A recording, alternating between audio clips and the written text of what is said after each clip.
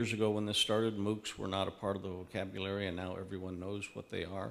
And they've changed the online environment, and that has made it more of a struggle for us to enroll non-UC students into some of these courses.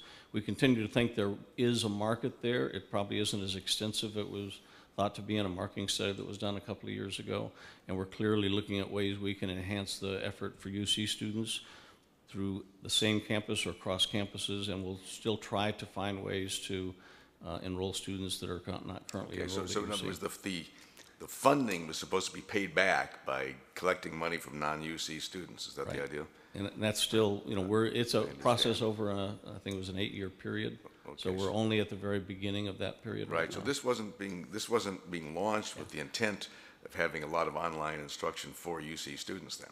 Well, no, it was. I mean, that was the goal, was to provide online courses to UC students and to help pay for it by developing revenue streams by enrolling, in addition to the UC students, non-matriculated students.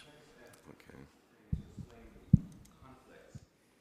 So then the conflict for some of the faculty is you've got one program kind of being funded by another program, and then it's really unclear to the faculty, are we supposed to be teaching non-UC students? Are we supposed to be teaching UC students? Is one program dependent on the other?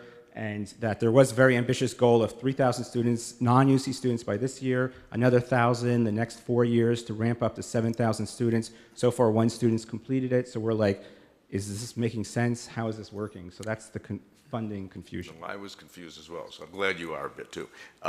Ms. Black, I didn't know that I quite understood the answer to the question about why CSU students cannot take an individual course.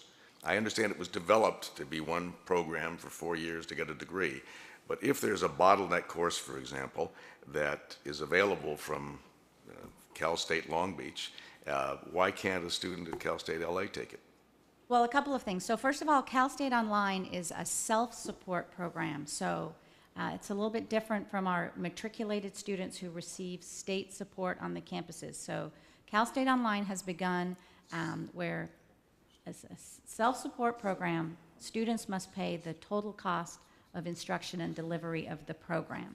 So if a student is on the state side and they're matriculated at Long Beach, we sort of live a little bit in different silos. But unfortunately, so part of this is it's same as the UC problem. It seems to be a financial issue to some extent. We have some financial issues. We also, and we are going to try to work on the bottleneck courses. I think that you'll see Cal State Online involved in them. But currently in Cal State Online, all of our baccalaureate programs are just the second 60 units, so just the upper division sequence. So we expect that our students come to us with community college credits, or perhaps they've credits from another UC and they've stopped out and now they're coming back.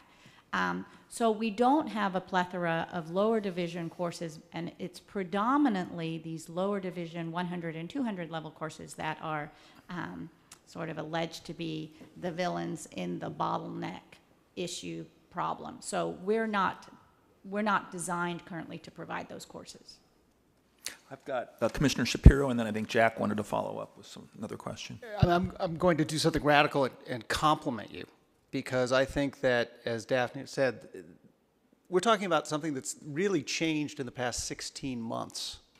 That's when she started her program. We're talking about a UC system that's 150 years old, a state system that's at least is very old.